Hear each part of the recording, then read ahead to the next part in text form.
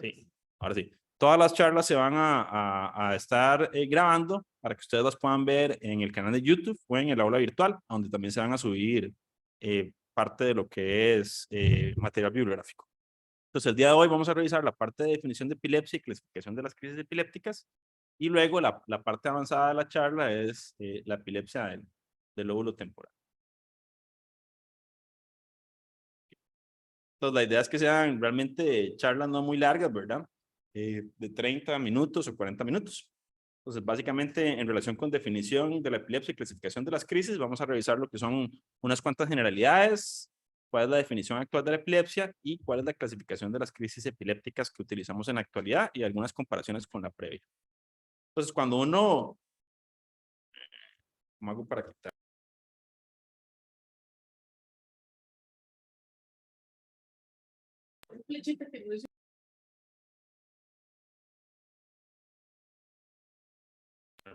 Entonces, básicamente, cuando uno revisa la definición propiamente conceptual de epilepsia, ustedes lo pueden ver en Fisher en el 2005 y que se viene arrastrando de 1981 a 1989, es que es un trastorno cerebral, o en algunos casos se indica que mejor utilizar la palabra enfermedad, caracterizado por la predisposición a generar crisis epilépticas. Entonces, el paciente lo que tiene es esta predisposición a presentar de forma repetitiva crisis epilépticas a lo largo de su vida. Y se le da una gran importancia a la parte de lo que son las consecuencias neurobiológicas, cognitivas, como el deterioro cognitivo, psicológicas y toda la parte social de esta enfermedad. Es algo muy importante, es que no es una sola enfermedad, un solo trastorno, sino que es un grupo de enfermedades, ¿verdad? Entonces, todos los pacientes con epilepsia sí hay que individualizarlos muy bien porque el pronóstico, tratamiento, comorbilidades sí puede variar. Entonces, englobar a un paciente dentro de un síndrome epiléptico sí le puede cambiar su pronóstico, ¿verdad? Entonces, por ejemplo, ustedes saben que un paciente con una epilepsia de ausencias es una epilepsia que es altamente probable que sea autolimitado, mientras que una epilepsia del lóbulo temporal es altamente probable que más bien vaya a presentar farmacoresistencia. Y cuando uno piensa en epilepsia, entonces lo que tiene que pensar es que es un paciente que tiene predisposición a presentar crisis epilépticas. Y entonces la pregunta sería, bueno, ¿y qué es una crisis epiléptica? Entonces, clásicamente, la definición está por aquel evento que se caracteriza por presentar una actividad eléctrica que es anormalmente hipersincrónica. Pues como ustedes todos saben, o como podríamos mencionar, el cerebro no trabaja usualmente de forma sincrónica, sino que más bien es desincronizado. Entonces, diferentes partes de la corteza cerebral se van activando subsecuentemente, no todo al unísono. Inclusive cuando el cerebro está sincrónico o más sincrónico, es por ejemplo en estados de sueño o en pacientes que están encefalopáticos. Y lo que vemos es una actividad que está un poco más lento. Y esta actividad que es hipersincrónica y que es excesiva, se va a caracterizar por presentar síntomas neurológicos transitorios, que pueden ser positivos, negativos, entre otros. Y esto hay que diferenciarlo de otros diagnósticos neurológicos paroxísticos y otros diagnósticos no neurológicos. Entonces, punto importante, la palabra clave en epilepsia es estereotipado. Entonces, algo muy importante es que la gran mayoría de los pacientes van a tener crisis que siempre la secuencia va a ser muy similar. Entonces, la presentación va a ser estereotipada. Hay síndromes epilépticos o tipos de epilepsia que pueden tener diferentes tipos de epilepsia. Estos son síndromes muy característicos. Esto es particularmente importante pensarlo porque en algunas ocasiones pacientes que cambian mucho la semiología de sus crisis epilépticas debería hacerlos saltar la alarma en que tal vez no sean crisis epilépticas, sino un trastorno neurológico funcional. Y estos elementos son importantes en la definición de una crisis epiléptica. El inicio usualmente es súbito y el término puede ser bien delimitado. A veces cuesta mucho delimitar bien cuándo terminó la crisis por la parte del posictal, cuando el post-crisis, pero usualmente el inicio está muy bien delimitado.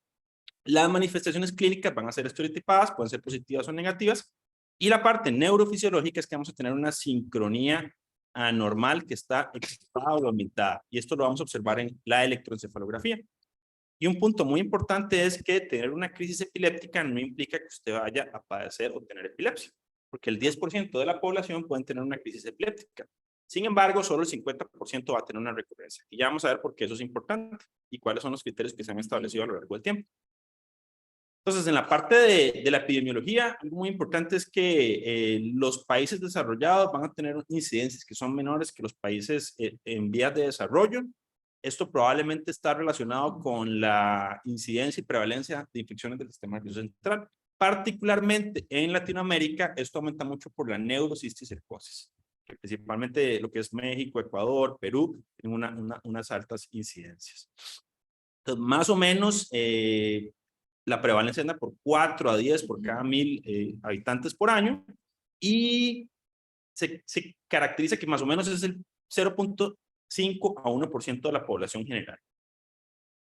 Estos pacientes, es importante, tienen un riesgo de mortalidad, el total de los pacientes, mortalidad prematura que está aumentada y la expectativa de vida general está disminuyendo. Y si uno revisa las estadísticas de la Organización Mundial de la Salud, más o menos ellos estiman que alrededor de 50 a 60 millones de personas para el año 2022 padecían de epilepsia. Eso es importante porque probablemente haya un subregistro también de los pacientes que tienen epilepsia, ¿de acuerdo? Porque hay muchos países que realmente no tienen estadística. Entonces, particularmente en Latinoamérica, siempre pensar en el cisticerco, ¿verdad? Y si uno ve cuáles las edades de presentación de la epilepsia, tiene una presentación que es bimodal. Entonces vamos a tener un pico que es en el primer año de edad, que está relacionado con la parte genética y todo lo que son las lesiones perinatales, y otro segundo pico que está después de los 60 años, que está más que todo relacionado con los tumores del sistema nervioso central y la parte de lo que es la enfermedad cerebrovascular. Entonces son los dos picos de los pacientes con los que se desarrolla la epilepsia. Y la gran mayoría de los pacientes desarrollan epilepsia antes de los 20 años de edad. De hecho, se utiliza mucho el término de inicio temprano cuando los pacientes inician con epilepsia antes de los 20 años de edad y de inicio tardío cuando inician luego de los 20 años de edad. Otro concepto importante es el de epileptogénesis. Un punto importante es que la epilepsia, antes empezaba, uno lo tenía el concepto de como que fuera generalizado o focal. O sea, hay una parte focal, un sitio anatómico que está mal funcionando. Hoy en día más bien hablamos de una enfermedad de redes. Entonces hay una red neuronal que está involucrada. Entonces, por ejemplo, cuando uno piensa en el lóbulo temporal, en el sistema límbico, habla del sistema límbico, ¿verdad? De la red límbica. Y toda esa red es la que está involucrada en la generación de las crisis epilépticas. Entonces, básicamente el concepto de epileptogénesis ahora habla de aquel proceso por el cual una red que previamente estaba funcionando normal se ha afectado. Aquí están las teorías de que el one hit, two hit, o sea, que hay una lesión en algún momento, eso genera unos cambios a nivel bioquímico, microscópico, celular, que va a generar una malfunción y va a crear una hipersincronía a nivel de las redes neuronales. Y esto lo que nos va a generar es una probabilidad de que nuestro paciente tenga crisis epilépticas recurrentes. Entonces, Sir William Gowers también decía, las crisis generan crisis. Y este concepto es porque que en algún momento usted tenga una crisis, eso genera un circuito reverberante, una red mal funcionante, y se va a seguir generando ese circuito que es hipersincrónico. Y esa actividad que puede ser silente o que genere crisis, hace que se perpetúe esa red mal funcionante.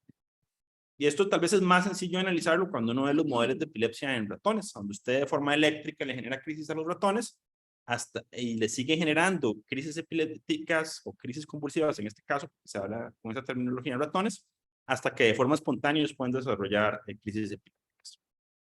Un concepto importante es que una vez que tenemos esta definición de la enfermedad, en el 2014 se estableció una definición operacional, porque usted dice, bueno, con base en esta definición de epilepsia, uno dice, bueno, ¿y cómo diagnostico mis pacientes? Esa es la parte más importante. Entonces, en un pasado, solo se hablaba de que aquel paciente que tenía una crisis y en más de 24 horas tenía otra crisis que no era provocada, o sea, no había una lesión neuronal aguda o una injuria neuronal aguda, padecía de epilepsia.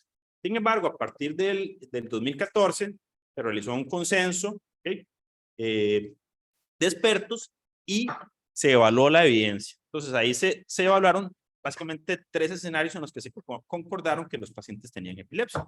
Uno es el escenario ya conocido, nuestro paciente tiene una crisis epiléptica y no provocada, ¿verdad? No hay una injuria neuronal aguda que da la crisis y en más de 24 horas presenta otra crisis epiléptica. O sea, tiene 2 crisis epilépticas separadas por más de 24 horas.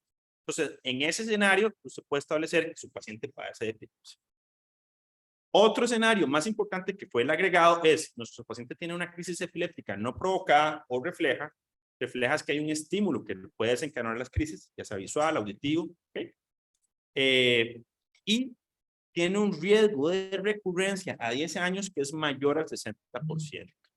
Y este riesgo de recurrencia, entonces, lo que hace es que es similar al de los pacientes que tienen 2 crisis separadas por más de 24 horas. Y ya vamos a revisar más o menos cuáles criterios se establecieron para esto. Esto se consideró así porque en los estudios y las cohortes, aquellos pacientes que tienen 2 crisis separadas por más de 24 horas tienen un riesgo de recurrencia que oscila entre 60 a 90%. Entonces se dijo, bueno, busquemos algún hallazgo, algún criterio que nos permita decir que el paciente que tiene una crisis más algún otro factor de riesgo tiene un riesgo similar al del paciente que tiene 2 crisis separadas por más de 24 horas. Y lo otro es un paciente que tenga un síndrome epiléptico. Entonces ahí lo que usted diría es, bueno, ahí un paciente que tiene un síndrome epiléptico ya per se va a tener epilepsia. Entonces eso para hablar de un Nando-Kleffner, un síndrome de Lennox-Gastaut, etc. Y otro término que tal vez uno dice, bueno, ¿y esta cuál es la importancia? Pero que se le agregó es el de epilepsia resuelta. Y son aquellos pacientes que tienen más de 10 años sin tener crisis y por lo menos 5 años sin estar utilizando fármacos anticrisis. Y usted era, bueno, ahí, pero eso yo no le veo mucha importancia. Pero básicamente eso es por el estigma que tiene que a usted a su paciente le diga que es un paciente epiléptico. Porque aunque uno piense, bueno, es un diagnóstico médico, eso realmente es lo mismo que a usted le digan que es hipertenso, que es diabético, y la realidad es que eso no es así para efectos prácticos de la vida real, ¿verdad? Que a usted le digan que es epiléptico, hoy en día tiene un estigma en países desarrollados y en vías de desarrollo. Entonces, si uno dice, ¿por qué 2 crisis? Eso es muy sencillo. Todas las cohortes grandes, tener múltiples crisis en un día versus una sola crisis, a largo plazo, 6 meses, 2 años, 10 años, el riesgo se mantiene igual. Entonces, realmente no tenía mayor valor que el paciente tenga múltiples crisis en 24 horas versus una sola crisis. Y de hecho, cuando uno evalúa pacientes, por ejemplo, que tienen estados epilépticos, el riesgo tampoco es mayor versus el paciente que solo haya tenido una crisis epiléptica que no sea un estado epiléptico. Sin embargo, eso sí va a ser decisión de experto. Usted puede ser que dice, bueno, este paciente tuvo un estado epiléptico, tiene esos otros factores de riesgo, yo mejor no me voy a jugar el chance y le voy a dejar un fármaco anticrisis. Realmente eso se deja mucho a decisión de experto, ¿verdad? Pero no hay evidencia suficiente como para que usted le diga a su paciente, está indicado que inicie el tratamiento con fármacos anticrisis. Y cuando uno se pregunta, bueno, ¿y qué otros factores? Lo cierto es que si el paciente tiene un antecedente de una lesión cerebral, pero remota, o sea, ya tiene más de un mes usualmente que tuvo esa lesión cerebral y que se presenta con crisis epilépticas, el riesgo probablemente sí está aumentado. Entonces, en algunos estudios, si ustedes ven los datos que tenemos ahí, por ejemplo, infarto cerebral, el riesgo de recurrencia dentro de los primeros 7 días versus después de 7 días es 33 versus 72%. Entonces, se eleva más del doble el riesgo. Y de forma, ese es el que eleva más el riesgo, trauma craneoencefálico, 13 versus 47, 16 versus 65. Y eso lo que usted le establece es por qué yo no trato pacientes que tengan una crisis provocada, ¿ok?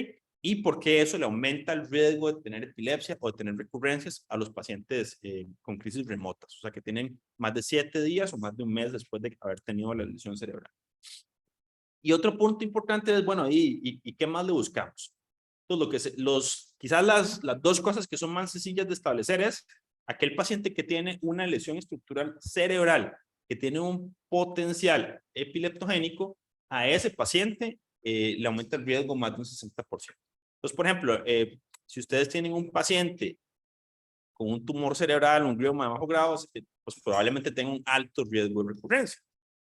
Y si ustedes tienen un paciente con un arácnido 2L, o sea, dependiendo de la ubicación, celular, frontal, etcétera, puede ser que ese no tenga el mismo riesgo que tiene un paciente con otro tipo de lesión. Y lo mismo va con enfermedad, bueno, por ejemplo, enfermedad vascular cerebral. Probablemente un infarto previo en la región temporal, frontal, pues tengan un aumento del riesgo de recurrencia versus una enfermedad pequeña. Otro punto importante son lo que son los electroencefalogramas anormales. Y esto es muy importante, que tienen que ser con actividad epiléptica. Lo que está muy bien establecido es que sean puntas, ondas agudas o actividad de epilepsias generalizadas con punta onda. Y eso viene sobre el tema, si ustedes tienen un paciente que le reportan un electroencefalograma anormal, pero porque lo que presenta es datos de actividad lenta relacionada con una disfunción, pues ese paciente probablemente no le aumenta el riesgo de recurrencia, ¿verdad?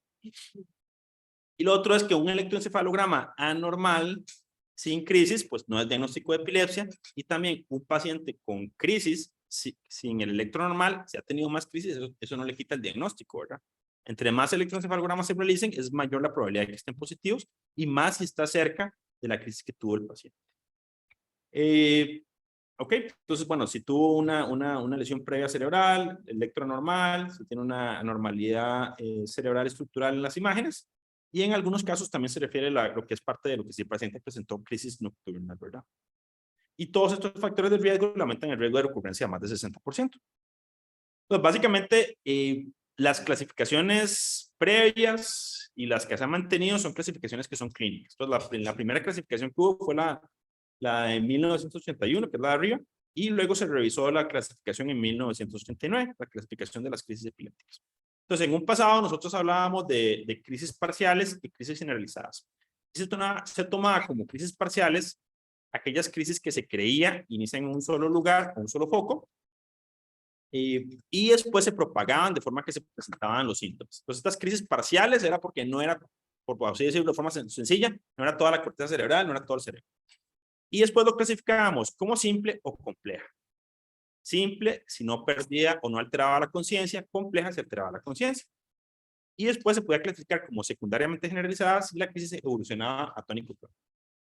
Y las crisis generalizadas, bueno, se subclasificaban en ausencias, tónico-clónicas, atónicas, mioclónicas y otras. Para el año 2010 hubo una revisión y para el año 2014 también hubo una revisión. Entonces se abandonó el término parciales porque eso le daba una mala información a los pacientes. Entonces el paciente decía, tengo una epilepsia con crisis parciales. Entonces tal vez no sea tan malo como el que es generalizado, ¿verdad? Porque solo es una parte, no es todo. Y eso realmente le da una información que es incorrecta, ¿verdad? Porque tal vez usted puede tener un paciente con una epilepsia generalizada, que lo que tenga es una epilepsia de ausencias, y bueno, eso es autolimitado, o un paciente con una epilepsia mioclónica juvenil, que tiene un buen pronóstico siempre y cuando tome el tratamiento, y en cambio tenía una epilepsia parcial, por ejemplo, del lóbulo temporal, que no es más frecuente, que es altamente probable que sea fármaco resistente. Entonces, el pronóstico no sea tan bueno solo con fármacos anticrisis. Entonces, para el año 2017 se cambió la clasificación. Básicamente esto es útil para que todos hablemos el mismo lenguaje, que utilicemos sus términos más apropiados, y es como evoluciona la ciencia, ¿verdad? Entonces probablemente eso se cambió en el 2017 y se vuelve a cambiar y se vuelve a cambiar, porque eso es como funciona esto, ¿verdad? Pues parte de lo que se dividió es que ahora se hablaba de focal cuando inician una red neuronal específica, generalizada cuando es toda la corteza cerebral. Esto es importante, que focal a usted le dice, bueno, inicia en una parte de la corteza y se va diseminando, y generalizada toda la corteza, y eso es una delimitación que usted puede hacer electroencefalográficamente y con base en las crisis de los pacientes, ¿verdad? Entonces, esto es una clasificación que no es jerárquica, o sea, usted puede anotar lo que usted logra encontrar dentro de la historia clínica e irlo describiendo, ¿de acuerdo? Claro, si a usted no le queda claro si altera o no la conciencia, pues ahí lo tendrá que anotar en su nota clínica. Pero básicamente, aquellos pacientes que tienen datos que sugieran que la crisis tuvo un inicio focal, por ejemplo, que tengan una aura, una premonición de que van a tener la crisis, ya sea una sensación de que ya esto ya pasó, una sensación de un bolo epigástrico, parestesias, hipoestesias, clonías, bueno, todo eso va a ser un inicio focal. Entonces, pues, vamos a valorar si altera o no altera la conciencia, ¿de acuerdo? Y otro punto importante es si tiene un inicio motor o si tiene un inicio no motor. Entonces, básicamente, dentro de los fenómenos motores que están descritos, están los que son los automatismos, que son conductas motoras simples sin un objetivo claro. Las atonías, cuando hay una pérdida del tono muscular; las clonías, cuando hay contracciones musculares, usualmente de más de 200 milisegundos, que se presentan en salvas, más de 3. ¿Okay? Los espasmos epilépticos; las crisis hiperkinéticas, que son muy características del lóbulo frontal, que son crisis abruptas, con movimientos en ocasiones arrítmicos, de golpes, pataleo, etc. ¿Okay? Las mioclonías, que usualmente son contracciones breves, que pueden ser de músculos del cuello, escapulares, manos, que son breves, usualmente menos de 200 milisegundos y que no se presentan en ocasiones sensibles. Y las posturas tónicas, que son contracciones sostenidas, ¿de acuerdo? La de inicio no motor, entonces ahí tenemos la parte de lo que son todos los síntomas autonómicos, el arresto del comportamiento, pues cuando hay una pérdida de interacción con el medio; toda la parte de lo que es cognitivo, emocional, puede ser una sensación de miedo inminente o una felicidad inminente; y toda la parte de lo que es los sensitivos, que pueden ser hipoestesias, parestesias. Entonces, una vez que ustedes tienen con base en los síntomas clínicos que presenta su paciente, si tuvo un inicio focal o no, valoramos si tuvo alteración de la conciencia o no, y si tuvo un inicio motor o no motor. Ahora se cambió el término de que era generación secundaria a, se dice que es una crisis focal a tónico-clónica bilateral. ¿De acuerdo? Ok, y es muy importante que ustedes clasificarlo de esta forma tiene una utilidad más que todo científica y de estadística, ¿verdad? Entonces, para hacer investigación. Pero uno siempre en la nota clínica es mejor que usted escriba todo lo que usted ve y todo lo que dice el paciente, porque eso al neurólogo o al médico con conocimiento en epilepsia le ayuda a pensar a dónde está el foco epiléptico. Entonces, por ejemplo, si usted va a un neurólogo o a un epileptólogo le dice, el paciente tuvo una crisis de inicio focal con alteración de la conciencia, de inicio motor, pues el neurólogo dice, eso es lóbulo temporal. Pero si usted le dice eso al paciente, al médico no neurólogo, ese va a quedar fuera de base, no dice, no sé, no entiendo qué es lo que está, de qué me está hablando, ¿verdad? O sea, se puede imaginar, pero realmente es un poco difícil. Entonces, siempre es importante que uno describa todo lo que está viendo y lo que el paciente presenta. Las crisis de inicio generalizado, entonces lo vamos a dividir en motor y no motoras. Las no motoras básicamente son las ausencias, que son estos pacientes que están realizando una acción, una actividad, de forma súbita pierden la interacción con el medio, puede ser que parpadeen y luego retoman las acciones que están haciendo. Y eso puede ser una ausencia típica, atípica, mioclonía, ausencia con mioclonías, ausencias con mioclonías de los párpados. Y las crisis motoras pueden ser la tónica clónica, que esos son aquellos pacientes que, mira, crónico. La tónico-clónica, que son esos pacientes que inician con posturas tónicas que pueden ser en extensión, en flexión y evolucionan luego a clonías.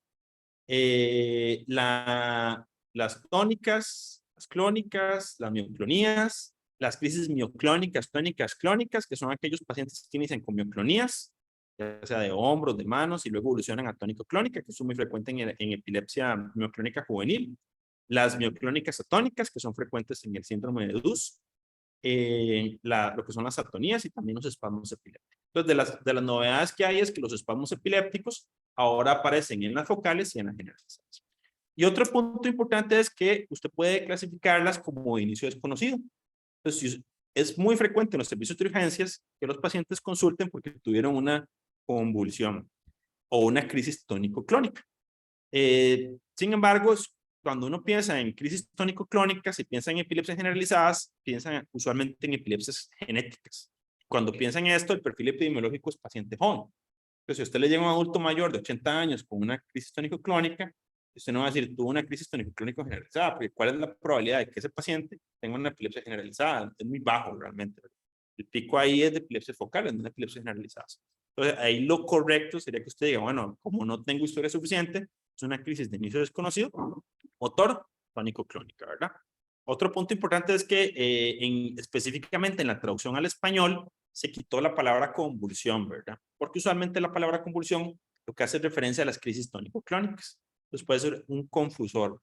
Sin embargo, es una palabra que se utiliza mucho por los pacientes. Realmente no hay una traducción exacta del inglés de seizure, que es como que toma posesión, del griego, toma posesión del cuerpo, al español realmente no hay una traducción correcta. Entonces lo que se propuso en el panel de expertos que hizo la traducción es pasar seizure a crisis epiléptica, ¿verdad?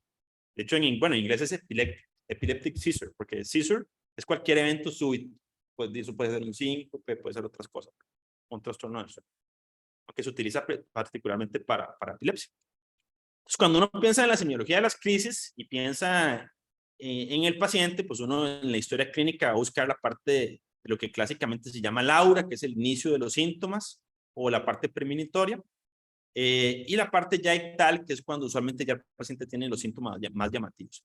Pues clásicamente el aura o esta sensación premonitoria de que va a tener la crisis se usaba mucho en las crisis que son de inicio focal sin alteración de la conciencia. Entonces, particularmente en los pacientes con epilepsia del lóbulo temporal, ellos tienen esta sensación de miedo inminente, de que algo malo les va a pasar, o una sensación de un vacío epigástrico o de mariposas en el estómago.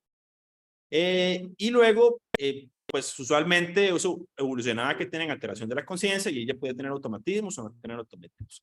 Pues clásicamente esto se llamaba el aura y la parte dictal. Sin embargo, todo es la crisis, ¿verdad? Si uno ve el electroencefalograma, va a tener hallazgos que sugieren que la crisis ya había iniciado desde antes.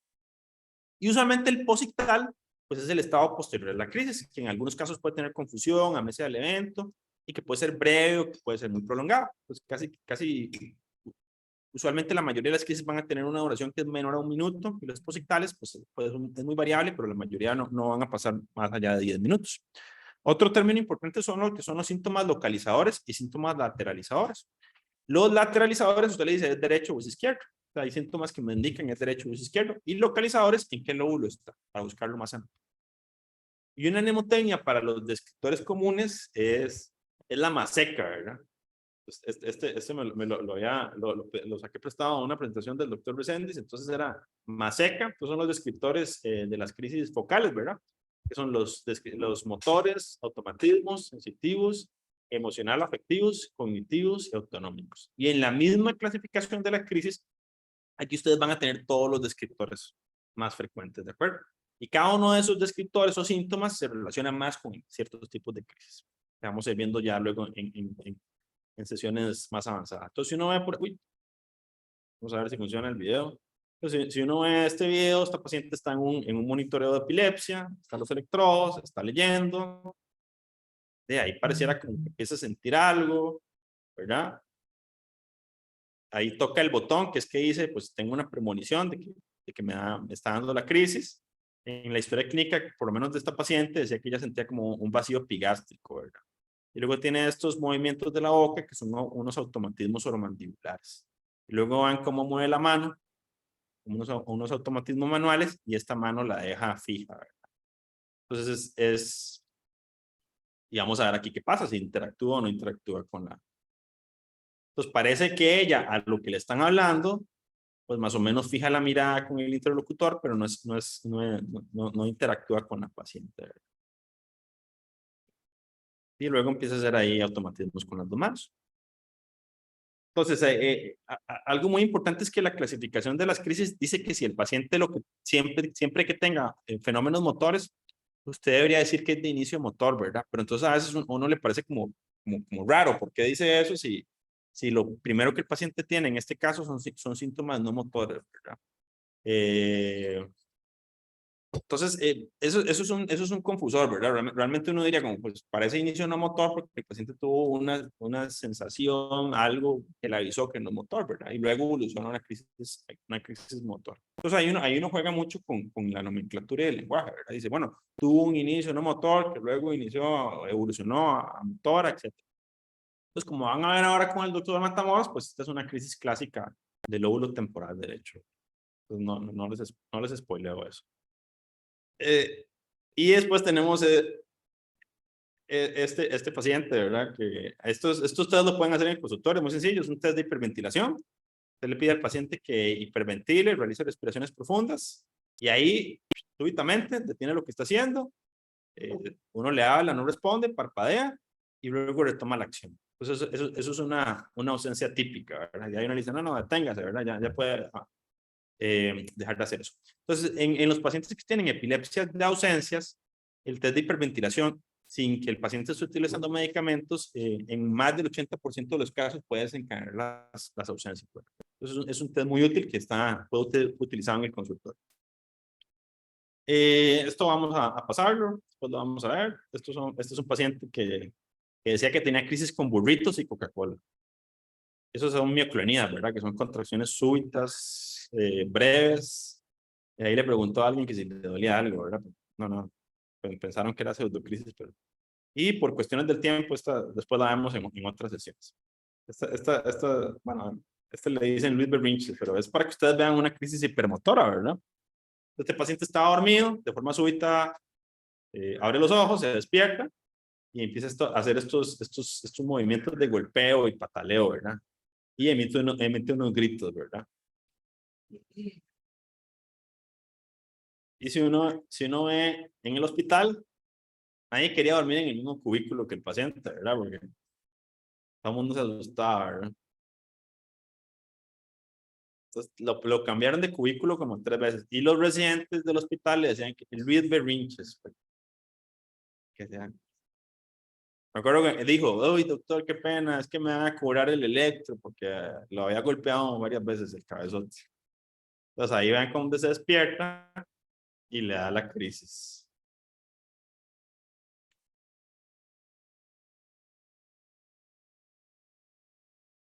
Y la palabra, eso es para recordar, la palabra va estereotipada, ¿verdad? Momentos diferentes, la misma crisis, ¿verdad? Dormido, se despierta y hace sus movimientos hipermotores. Entonces la palabra clave siempre es estereotipada.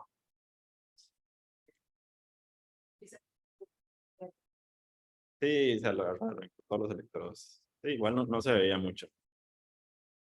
Bueno, y aunque yo les dije que los fenómenos motores hiperkinéticos son frecuentes en las epilepsias del lóbulo frontal, ¿verdad? Sin embargo, aproximadamente un 20% de los pacientes con crisis hipermotoras tienen un foco temporal. Entonces, este paciente lo que tenía era un DINE, un tumor desinfloplástico epitelial, ¿verdad? Tenía una epilepsia que le había iniciado desde los 5 años y lo que se le hizo fue que se le resecó el tumor con una resección extendida al resto del lóbulo temporal y realmente ahora está libre de crisis. Eso me acuerdo. Le dijimos el otro día, llegó a la consulta y llegó solo, ¿verdad? Y uno dice, qué imprudente, porque llegó solo y antes andaba para todos lados acompañado, el hermano.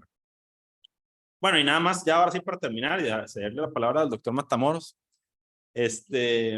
Básicamente, otra parte de la clasificación de las crisis es que ahora tiene varios ejes, ¿verdad? Entonces uno siempre tiene el eje 1, que es clasificar el tipo de las crisis como focales, generalizadas, desconocidas.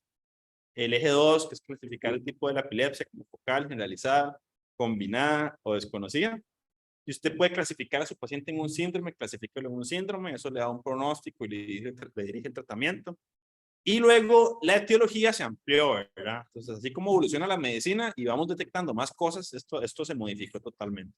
Entonces, ahora se utiliza estructural, cuando tenemos una lesión macroscópica estructural, genética, si el paciente tiene una mutación genética o algo heredado que explique su epilepsia, infecciosa, si tiene pues una causa infecciosa, ya sea como neurocisticercosis, metabólicas, inmunes o desconocidas. Y aquí lo interesante es que usted puede combinar tipos, ¿verdad? Entonces te diría, un paciente con una esclerosis tuberosa, que es genética o estructural. Pues es las dos, ¿verdad? Tiene la mutación y eso le causa los tubers, ¿verdad? Y eso le causa la epilepsia, ¿verdad? Y muy importante, las comorbilidades, ¿verdad? Entonces le mete mucho la parte de comorbilidades. Recuerden que en muchas ocasiones el desarrollo de esta parte puede incidir más en las actividades del paciente, en los días laborados perdidos, ¿ok? Y hay mucha correlación con todo lo que es deterioro cognitivo en los pacientes farmacoresistentes que tienen crisis durante mucho tiempo y también toda la parte psiquiátrica, ¿verdad? Entonces, un 30 o 50% según la serie que uno revise, va a tener comorbilidad psiquiátrica con trastornos de ansiedad y depresión. Entonces, siempre es importante que en la consulta general uno evalúe a estos pacientes por ansiedad y depresión. Y a hacer un HATS que tiene 14 preguntas, no le va a tomar a usted más de 5 minutos. Entonces, básicamente, eso fue como un resumen breve de lo que era la clasificación de las crisis epilépticas y la epilepsia. Realmente, el tener esta definición operacional nueva permite un diagnóstico más temprano. Es importante que usted tenga diagnóstico, no implica tratamiento. Por ejemplo, si usted tiene un paciente que tuvo una crisis a los 5 años de edad y la siguiente crisis a los 80 años de edad, uno se cuestionaría, ¿le daría tratamiento? Y realmente, probablemente la decisión del experto sea no, porque su frecuencia de crisis es tan baja y el impacto en su vida es tan bajo que no se justificaría que con base en esa historia usted le dé tratamiento. O sea, la mayoría se estarían a no dar tratamiento. Entonces, al final, esos son datos que usted tiene para apoyarse, para ayudarse, pero siempre la parte de la decisión del clínico se debe tomar en cuenta. Y lo otro es que, bueno, esta nueva clasificación de las crisis permite utilizar términos que son más apropiados y permite estandarizar el lenguaje. ¿Okay? Y lo otro importante es que esta parte de la clasificación de la epilepsia ahora incluye mucho lo que es la parte teológica, que la amplía, que ahora tenemos más herramientas para realizarlo, e incluye la parte de las comorbilidades. Entonces, como siempre, bueno, muchas gracias por su atención. Vamos a seguir con la siguiente plática. Siempre no sería una charla mía, sino hago aquí propaganda a nuestra página de educación continua, que es NeuroEduCR.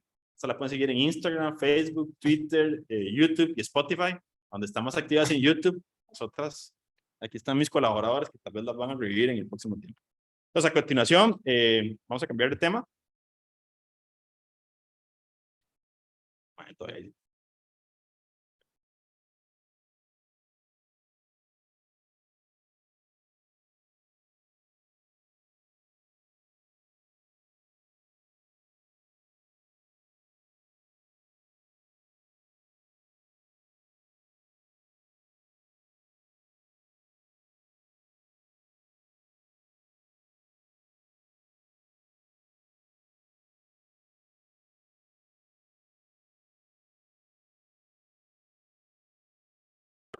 nada más un recordatorio, las pláticas las estamos grabando, todas van a quedar en línea. La idea es abrirles en las próximas semanas el aula virtual, como se mencionaba en el correo electrónico, y ahí subir bibliografía complementaria. Para que esto tiene un certificado de participación de parte de la ILAE, y para poder optar por el certificado tienen que haber resuelto el 80% de las pruebas cortas que se les van a subir ahí en la página, ¿de acuerdo? Y básicamente. Entonces ahora, sin más antelación, vamos a recibir al doctor Rafael Mató Mauros, residente de neurología de la Universidad de Costa Rica, con el tema, uno probablemente de los temas más importantes en epilepsia. Estos son la gran mayoría de los pacientes con epilepsia que vemos los neurólogos de adultos, ¿verdad? Los que andamos buscando para operar, que es epilepsia del lóbulo temporal. Entonces vamos a ver la primera parte y la otra semana vamos a revisar otro tópico que es epilepsia temporal plus.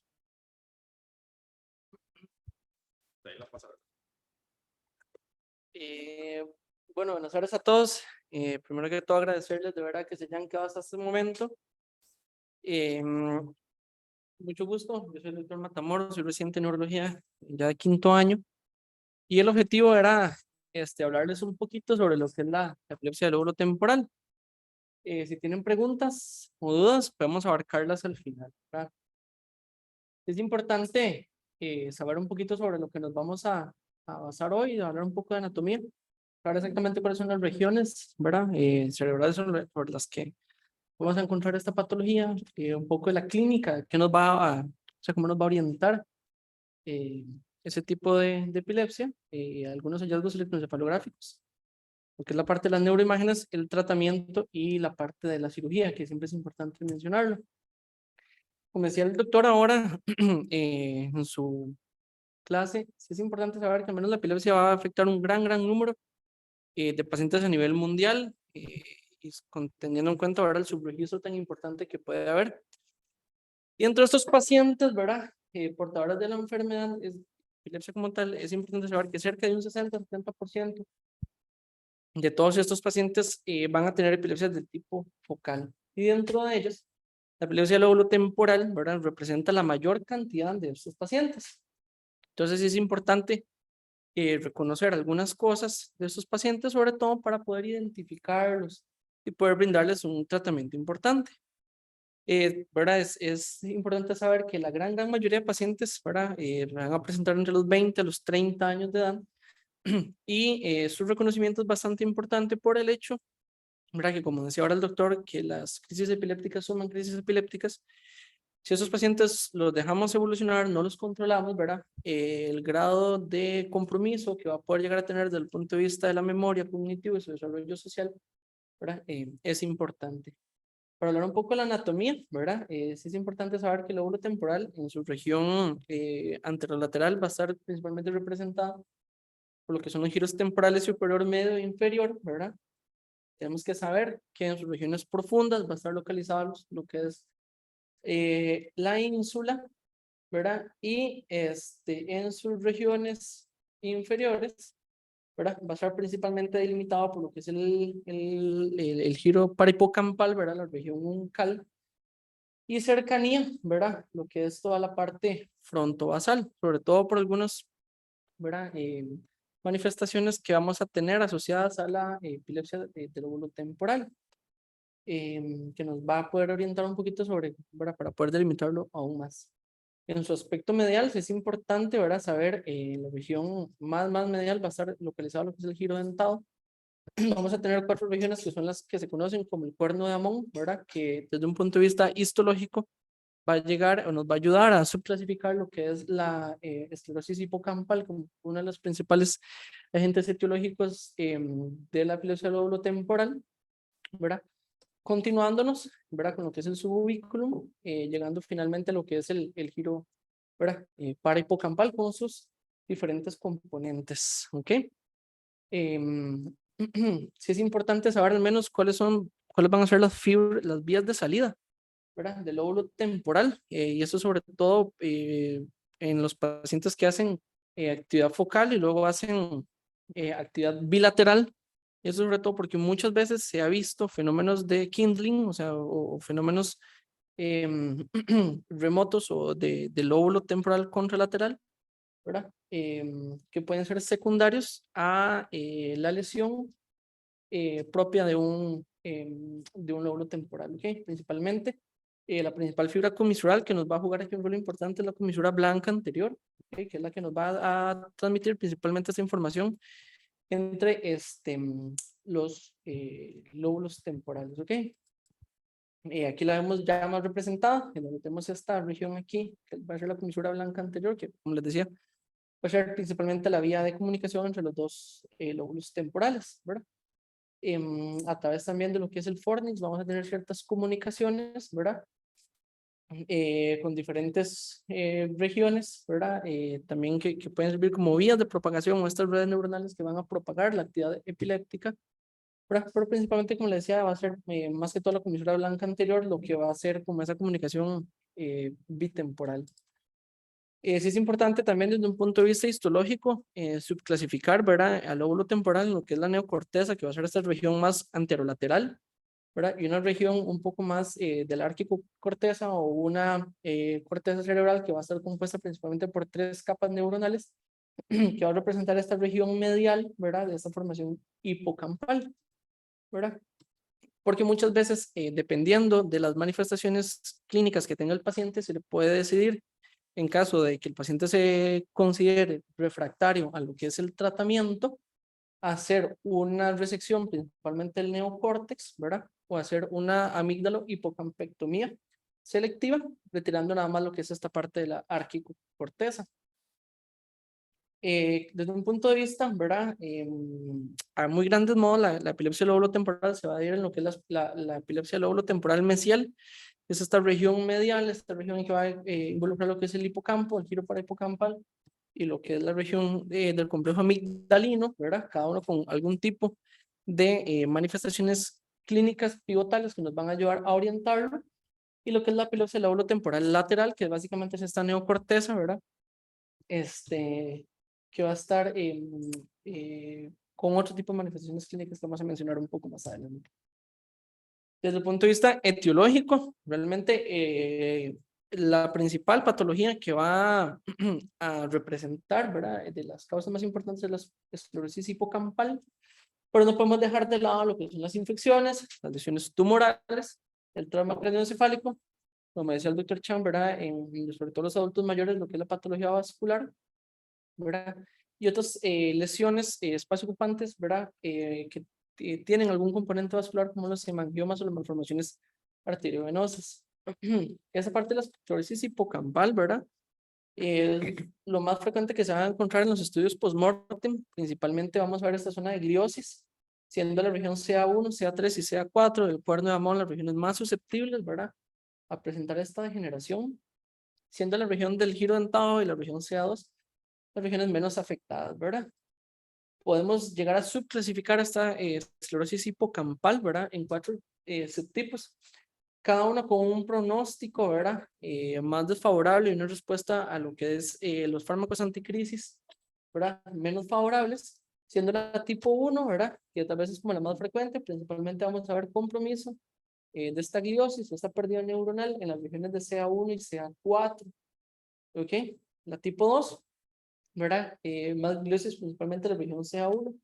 Esto es como muy teórico porque usualmente esto lo vamos a encontrar solamente en los pacientes cuando ya se les ha hecho la resección de las regiones, ¿verdad? Mesiales, que vamos a poder verlo ya en lo que es la biopsia reportada por el patólogo. En este slide lo que vemos un poco es toda esta zona de gliosis o toda esta remodelación neuronal que se va a ver, por ejemplo, en esta primera imagen, donde vamos a ver más que todo como la zona de gliosis en la región CA4, ¿verdad? En donde ya conforme vayan avanzando, ¿verdad? Los diferentes subtipos hasta llegar a este subtipo D, que es como los que menos responden a tratamientos, ¿verdad? Los que tienen un pronóstico más favorable, menos favorable, perdón, y a los que muy probablemente los estudios neuropsicológicos de sus pacientes o de la parte de la memoria van a estar severamente comprometidos, que nosotros no queremos llegar justamente a esto, porque esto ya habla de un diagnóstico mucho más tardío, ¿ok? Cuando hablamos un poco de los tipos de epilepsia que vamos a encontrar en esta zona, como decía el doctor, todos van a ser epilepsias de tipo focal, ¿verdad? Nada más que algunas van a tener la preservación de la conciencia, ¿verdad? Otros van a tener la alteración propia de la conciencia, ¿verdad? Hay pacientes que van a tener este inicio focal, puede ser ahora sí motor o no motor, con compromiso bilateral bitemporal, ¿verdad? Y de ahí propagación a todos los demás lóbulos cerebrales, ¿verdad? O un continuum básicamente de esta región de que hacen un focal, alteran la conciencia, luego hacen un compromiso bilateral, llegando a un compromiso generalizado. Cuando hablamos de estas focales con preservación de la conciencia, usualmente tenemos, eso nos va a ayudar un poco a lo que es localizar exactamente lo que son vamos a ver, eso se conoce como las famosas auras. Al fin y al cabo, esas auras son zonas de despolarización neuronal, ¿verdad? Normal hipersincrónica, como decía el doctor, que nos ayudan, ¿verdad? A lateralizar un poco o a ubicar un poco mejor, ¿verdad? Lo que es el foco. Dependiendo de donde uno lo lea, hay unos autores que dicen que las más frecuentes son las de déjà vu, ¿verdad? O jamás visto, traducido al francés, o las auras epigástricas, ¿verdad?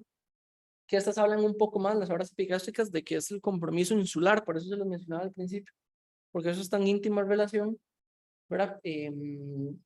Lo que es la parte del miedo o la ansiedad, ¿verdad? Que usualmente eso habla más de un complejo amigdalino, que va a estar siendo el foco epileptogénico en estos pacientes.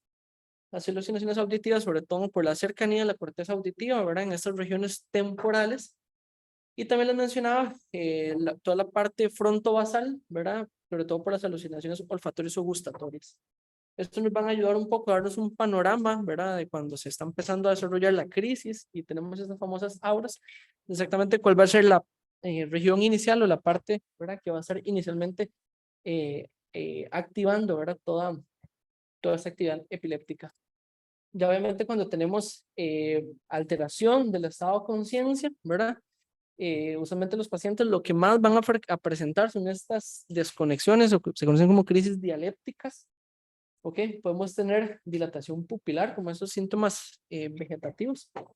Generalmente ya cuando hay alteración del estado de conciencia ya habla un compromiso, ¿verdad? Temporal un poco más extenso. Y usualmente ya en las fases ictales, ¿verdad? Vamos a tener automatismos que tienden a ser ipsilaterales al lóbulo temporal que está descargando, lo que son las posturas distónicas, ¿verdad? Que estas tienden a ser contralaterales, ¿verdad? Al lóbulo temporal que esté descargando, ¿verdad? Y lo que se conoce como el famoso nose wiping, que esta va a ser principalmente ipsilateral al lóbulo temporal que va a estar descargando. Es importante saber que estas manifestaciones van a ser principalmente las manifestaciones ictales, o sea, cuando ya se está empezando como a propagar un poco más, ¿verdad? O que uno ve tal vez como la fase motora más crítica del paciente versus estas otras que usualmente se conocen como manifestaciones preictales, ¿verdad? Que usualmente son los que preceden, ¿verdad? Toda esta actividad ictal propia. Realmente en el electroencefalograma tenemos dos principales hallmarks, dos principalmente características llamativas, y una de ellas es la actividad teta rítmica temporal, principalmente, ¿verdad? Que va a preceder lo que es la actividad de polipuntas o puntas ondas temporales.